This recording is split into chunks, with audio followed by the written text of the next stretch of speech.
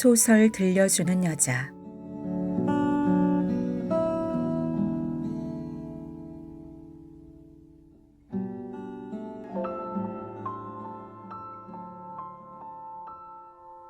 빈센트 반 고흐. 태양을 보다. 발턴 이그치음. 윤선아 옮김. 분도 출판사. 부모님이 본능적으로, 의식적으로 그러신다는 게 아니다. 나를 어떻게 생각하시는지 알아. 부모님은 내가 집안에 들어가면 털이 덥수룩한 큰 개가 집안에 들어온 것처럼 꺼림칙하게 여기셔. 개는 더러운 발로 방 안으로 들어가겠지. 털복숭이 개는 집안을 어슬렁거리며 식구들 발에 차이겠지. 크게 지저대기까지 하겠지. 그래, 개는 더러운 짐승이야. 좋아. 하지만 이 짐승에게는 인간적인 역사가 있어. 개이기는 하지만 인간의 영혼을 지니고 있지. 그것도 참으로 섬세한 감각을 지닌 영혼이야. 그래서 이 개는 사람들이 자기를 어떻게 생각하는지 느끼지. 평범한 개에게는 이런 능력이 없어. 나로 말하자면 내가 일종의 개임을 자인함으로써 영원히 지닌 그 존귀함을 계속 간직하고 있지.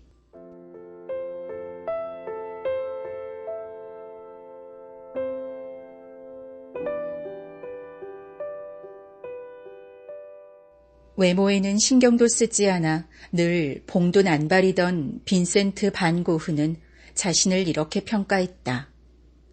사람들은 그 앞에서 무의식적으로 한 발자국 뒤로 물러섰다. 세련되고 기품 있는 미술 애호가 될 뿐 아니라 부모까지도 빈센트를 꺼림칙하게 여겼다. 앞에 인용한 글은 빈센트가 동생 테오에게 보낸 편지의 한 구절이다. 감수성이 지나치게 예민해서 이렇게 자기를 묘사한 것이 아니다. 아무런 선입견 없이 본다고 해도 그의 생애와 작품은 일단 사람을 조금 놀라게 한다. 지금도 그의 자화상을 보면 그렇게 놀라게 된다. 그는 자화상을 여럿 그렸는데 모두 진귀하기 짝이 없다. 어떤 자화상에서도 자신을 미화하지 않는다. 고갱에게 바친 자화상에는 고대 로마 시대 특유의 엄격함이 드러난다. 파이프를 물고 밀짚 모자를 쓴 자화상에서는 인간적인 따뜻함이 퍼져나온다. 남성미가 풍기는 자화상도 있다. 영혼을 암시하는 독특한 배경 앞에서 붉은 머리카락이 마구 헝클어진 한 남자의 얼굴이 있다. 그는 사람의 마음을 꿰뚫어 보는 눈길, 무엇으로도 매수할 수 없고 따라서 거짓을 허락하지 않는 눈길로 관찰자를 마주본다. 아니다. 이 자화상에서 흘러나오는 마법 같고 사실적인 인상은 그 어떤 말로도 도무지 표현할 수 없다. 사람들은 놀라면서 아, 반 고흐가 이렇게 생겼구나 라고 생각한다. 그의 얼굴을 마음의 눈으로 바라본 사람은 이 얼굴을 결코 잊을 수 없다. 이 사람의 그림을 접할 때도 마찬가지다. 그의 그림은 낯설면서도 친근해서 감상자의 마음속에서는 서로 화합되지 않는 상반된 감정이 일어난다. 당대 사람들이 빈센트의 별난 그림을 이해하기에는 적잖은 어려움이 있었다. 그의 작품은 당시 화가들의 작품과는 매우 달랐다. 후고 폰 호프만 슈탈은 빈센트의 그림은 첫눈에 현란하고 불안정할 뿐더러 조야하고 별스럽게 여겨졌다. 때문에 이 작품들의 통일성을 파악하기 위해서는 일단 그 그림들에 익숙해져야 한다. 라고 이야기했다. 한 작품을 완성하기까지 1, 2년은 좋게 그림에 매달리던 전통적인 화파의 화가들도 분통을 터뜨렸다. 반고흐 같은 화가는 오후 한나절 만에 물감을 마구 쳐발라서 해지는 모습을 그려내는데 그게 무슨 예술작품이야? 그들의 말도 이해가 된다. 예술가적 입장에서 볼 때 인상파의 작품이 빈센트의 작품보다 더 큰 매력이 있다는 사실을 간과할 수 없다. 인상파 작품에서는 빈센트의 작품에서처럼 수정 작업이 마무리되지 않았거나 미완성인 채로 비어있는 부분, 대강 발라 맞춘 조야한 부분을 찾아볼 수 없다. 빈센트의 작품 중에 완성작이라고 불릴 수 있는 작품은 하나도 없을 것이다. 낯설다는 인상과는 달리 빈센트의 그림들은 현대인이 본능적으로 애타게 찾아 헤매는 생활 감정을 말해준다. 빈센트 작품의 복제본이 미술품 가게에서 가장 인기 있다는 사실은 결코 우연이 아니다. 이 네덜란드 화가가 지닌 매력은 뿌리칠 수 없다. 그 작품들에서 받은 인상이 우리 마음속에서 오랫동안 사라지지 않고 남아있는 걸 막을 수가 없다. 그의 작품들은 사람을 끊임없이 쫓아온다. 보는 사람을 사로잡고 놓아주지 않는다. 카를 야스퍼스는 빈센트의 그림을 보고 충격을 받았다고 말했다. 율리우스 마이어 그레페는 이렇게 고백한다. 우리는 한때 그를 모방해야 한다고 믿었다. 그림을 그리지 않는 우리도 이 겸허와 단순함, 이 신앙에서 구원을 찾을 수 있다고 믿었다. 그는 도스토옙스키가 수많은 페이지에 걸쳐 우리에게 제시한 것을 단 한 페이지로 보여주었으며 우리에게 더 친근하게 다가와 있다. 반고흐의 엄청난 인기는 아무도 예상하지 못했다. 한때는 반고흐 마니아가 전염병처럼 생겨나기도 했다. 미에 탐닉하지 않는 풍경화들은 자연의 움직임과 격렬함을 생생하고 강렬하게 표현한다. 바로 이 본질적 특성이 현대인에게 직접 말을 건다. 그래서 현대인은 반고흐와 폴 세잔을 현대화법의 창시자라 부른다. 빈센트의 그림이 명백히 불완전한데도 무수히 많은 사람이 그에게 열광한다는 건 수수께끼다. 사람들은 빈센트라는 인물 자체도 기이한 수수께끼로 여겼다. 그레코, 고야, 도미에 등 신유럽의 가장 섬뜩한 화가들이 그의 그림들에서 무시무시한 모습으로 환생했다. 그의 작품은 악몽, 사람을 억누르는 풍자와 사람의 마음을 괴롭히는 잘못 그려진 그림, 악마의 시험처럼 여겨진다. 시끄러운 요괴들이 그림을 그린다면 이렇게 그릴 것이라는 생각에 소름이 끼치곤 한다. 빈센트는 막 시작된 현대가 휘두르던 엄청난 위력에 사로잡혀 있었다. 그는 당대의 진실을 명료하게 의식하며 받아들였다. 때문에 그가 자연을 시류에 전혀 부합되지 않게 그리고 인상파와는 분명히 반대 방향으로 이해했음에도 현대인은 그의 작품에 자신들의 운명이 표현되어 있음을 본능적으로 느낀다.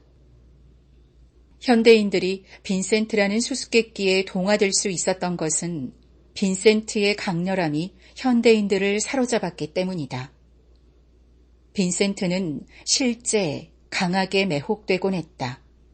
그럴 때마다 그림을 그리겠다는 열정이 불타 물감을 곧바로 화폭에 짜서 발랐다. 이 격렬한 화법은 현대인의 열정적 생활 감정을 표현한다. 빈센트는 분명 극적 실존 자체였다. 그는 삶과 예술, 이 둘 다에게 형태를 부여하겠다는 강한 의지를 품고 자신의 실존을 이끌었으며 이 실존에서 유래를 찾기 힘든 순수함이 드러난다. 파란만장한 그의 삶을 역학적 관점에서 관찰한다 해도 억지가 아닐 것이다. 플라톤은 모든 예술은 광기를 통해서만 인간에게 주어진다. 라고 말했다. 그러나 빈센트의 실존을 열정적인 삶과 동일시하는 것만으로는 충분하지 않다. 소설가들의 이런 묘사는 제한적이다. 그의 예술이 보여주는 생명력에만 매달리고 강렬함은 내적 과정이 드러난 명확한 표현일 뿐이라고 간과해버린다. 빈센트는 무엇에 그토록 강한 열정을 느꼈는가? 그는 악마에 이끌린 사람에 불과한가? 이런 견해는 이 인물의 배경을 밝힐 능력이 없다. 절반의 진실에 불과하다. 어쨌든 그의 열정은 스스로의 강렬함에 사로잡힌 맹목적이고 카라마조프적인 열정이 아니라 자신을 이해한 영적 열정이다. 빈센트라는 실존의 의미에 다가가려면 그의 이 자기 이해에 주목해야 한다. 빈센트는 그림을 그렸다. 이는 그가 어떤 세계관이나 학설을 그리지 않았다는 뜻이다. 여기에는 이론의 여지가 없다. 예술작품은 1차적으로 예술적으로 관찰되어야 한다. 그러나 덧붙일 말이 있다. 이 예술적 관찰이 미학의 전통적 범주와 동일하지 않다는 사실이다. 빈센트는 탐미주의적 인간이 아니었다. 만약 그랬다면 자기 자신을 더러운 발로 방을 어슬렁거리며 큰 소리로 짖어대는 털복숭이 개로 상상하지 않았을 것이다. 빈센트 자신도 그의 작업의 핵심은 예술이 아니라 다른 무엇이 아닐까 하는 의문을 품었다. 이 다른 무엇을 묘사하기란 쉽지 않다. 그의 작품은 예술을 애완돼서 나온 산물이 아니다. 그의 작품은 예술을 통한 예술의 극복이다 라고 말하고 싶다. 다른 모든 위대한 예술가처럼 빈센트도 궁극적으로 실존에 대한 깊은 해석을 얻기 위해 씨름했다. 그의 미술은 현대인의 영적 상황에 부합하는 새로운 삶의 형태, 근대에 분해되고 있던 경향들을 새로운 종합으로 극복하고자 하는 삶의 새로운 형태를 얻기 위한 투쟁의 역사다. 빈센트의 예술에는 형이상학적인 것이 들어있다. 삶에 새로운 의미를 부여하는 예술이 성취되고 있다. 그리고 그의 작품을 바라보는 사람은 거부할 수 없는 어떤 것에 사로잡힌다.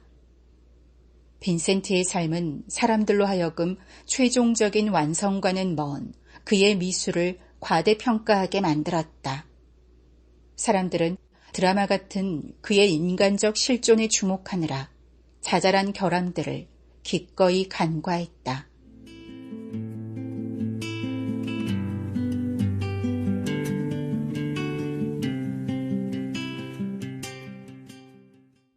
빈센트 반 고흐는 19세기 중반 네덜란드 남부의 시골에서 태어났다. 그의 아버지는 목사였다. 위대했던 옛 시절에 대한 기억 속에서 살고 있던 당시 네덜란드의 분위기를 배경으로 빈센트를 설명할 수는 없다. 이 나라의 단정하고 틀 잡힌 부르주아 생활, 잔잔한 운하들과 깨끗한 집들은 빈센트에게 별반 영향을 끼치지 않았다. 그의 성향에 크게 영향을 미친 것은 따로 있었다. 바로 어릴 때부터 호흡하던 시골 공기, 그를 충만하게 하고 그에게 깊은 인상을 심어준 전원 생활의 마법적인 매력이다. 그는 평생 브라반트의 풍광을 잊지 못했다. 주근깨 투성이 소년 빈센트는 어릴 때부터 사람들 사이에서 외로움을 느꼈다. 심지어 형제들도 낯설게 느껴졌다. 그래서 그는 자연과 더욱 가까이 지냈다. 그는 섬세한 주의력으로 자연에 귀 기울일 줄 아는 소년이었다. 동식물도 유난히 사랑했다. 빈센트가 예술가의 길을 걷기 시작할 무렵 그의 인생의 책 깊은 곳에 기록된 한 사건이 일어났다. 이 사건의 의미는 빈센트가 보리나주에서 찾고 있었던 헌신적 신앙과 연관되어 있다.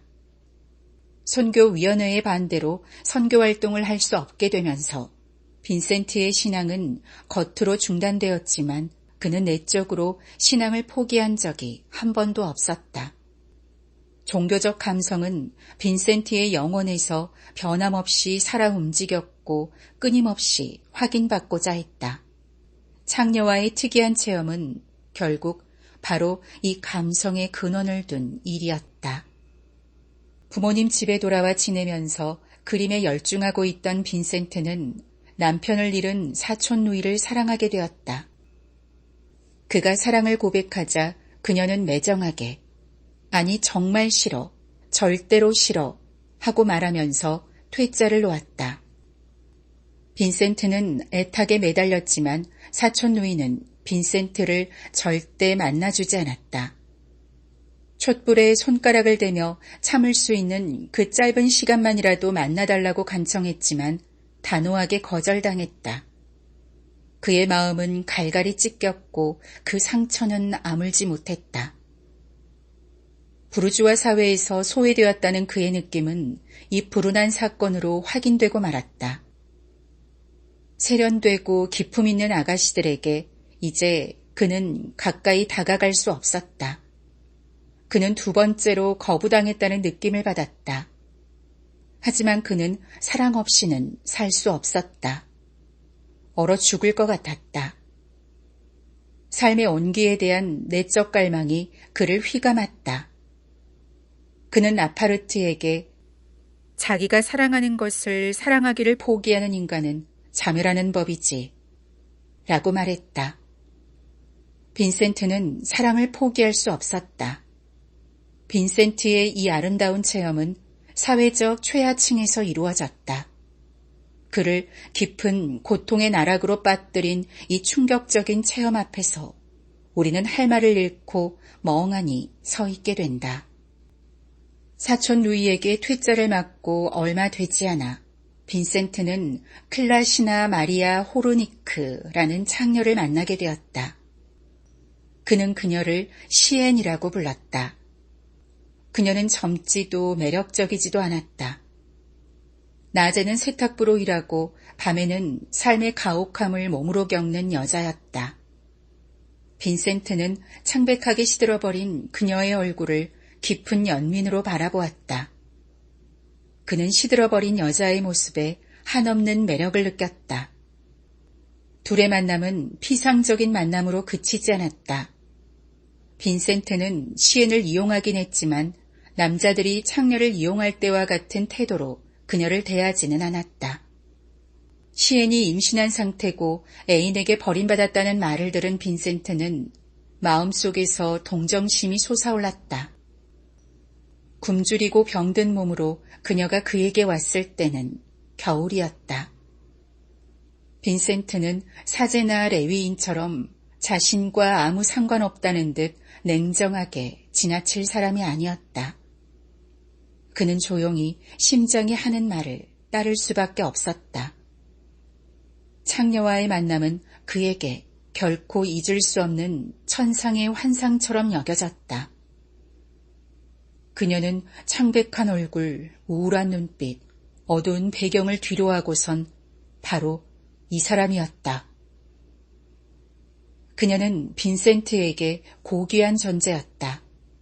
평소처럼 빈센트는 빠르게 결정을 내리고 버림받은 창녀를 자기 집으로 데리고 와 동거를 시작했다. 그녀와 나, 우리 둘은 서로를 친구 삼아 함께 무거운 짐을 지고 가는 불행한 사람이다. 그런데 불행은 행복으로 바뀌었고 견딜 수 없던 고통은 견딜만하게 되었다. 빈센트에게 시에는 우선 엄청나게 불행한 여자, 사회의 희생자였다. 이 둘의 만남은 정신적, 영적, 육체적 관계가 어우러진 조화의 기적 가운데서 이루어지는 사랑의 체험이 되지 못했다. 그러나 동거 생활 동안 둘 사이에는 말로 형언할 수 없는 애정이 서서히 생겨났다. 마침내 둘은 서로 정조를 지키자는 약속 같은 것을 하게 되었다. 따라서 이 둘의 관계가 의무를 동반하지 않은 관계였다고 단정 지을 수는 없다. 그는 동생에게 썼다. 내가 남들에게 감동을 주기 위해 이런 일을 한다고 생각하니? 내가 하고 싶은 말은 병자의 침상 곁에 앉아 있을 때 사랑이 무엇인지 가장 잘 느낄 수 있다는 것이다. 어떤 때는 주머니에 돈도 한 푼 없는데 말이다. 그건 봄에 딸기를 딸 때처럼 달콤하지는 않다. 그런 사랑은 잠깐일 뿐 대부분의 시간은 잿빛이며 음울하다. 그러나 이 음울함 가운데서 우리는 새로운 것을 배운다. 빈센트는 시엔이 5번째 아이를 출산할 기미를 보이자 그녀를 병원에 입원시켰고 아이가 태어나자 자기 아이인 것처럼 기뻐했다. 빈센트는 시엔에게서 성병이 전염되어 병원 신세를 져야 했는데도 자신의 행위에 의혹을 품지 않았다. 그는 이렇게 썼다. 그녀는 타락했지만 정말 기이하게도 얼마나 정결한지 모른다. 그녀의 영혼과 심장과 정신의 폐허 안에는 전혀 다른 어떤 것이 살고 있는 것 같다. 문득 그녀의 얼굴에는 고통의 성모와 같은 표정이 드러난다. 창녀와의 이 체험이 얼마나 깊은 사회적 차원에서 이루어졌는가는 테오에게 쓴 편지에서 분명하게 드러난다. 그의 그림 역시 이를 증거하고 있다. 빈센트는 똑같은 대상을 3차례나 다르게 그렸다. 벌거벗은 여자가 웅크리고 앉아 두 팔에 얼굴을 파묻고 있는 모습을 그린 슬픔이다. 빈센트는 그림 아래에 이렇게 썼다. 어떻게 이 땅에 이토록 버림받은 여자가 있는가. 시엔을 모델로 한 이 그림을 보면 그녀의 몸 자체가 고통스러운 삶의 흔적이라는 인상을 받는다. 살면서 겪은 온갖 일로 망가져 세상살이에 무거운 짐을 지고 허덕이는 여인의 모습이다. 이 석판화는 미술학적으로 볼 때 책의 사파라는 인상을 주며 포스터 양식과 가깝기도 하다. 그림 전체가 조야하며 구성적 부족은 모델의 인상 깊은 자세가 보충하고 있다. 미학적으로 결점이 많은 그림이지만 바라보는 사람의 마음속에 강하게 들어와 박혀 도저히 잊혀지지 않는 그림이다. 점잠 빼는 사람은 이 나체화를 보고 불쾌해할 수도 있다. 현 사회에 대한 무서운 탄핵이 그림에서 터져나오고 있다. 이렇게 깊은 생각과 진지한 토론을 이끌어내는 그림은 그다지 많지 않다.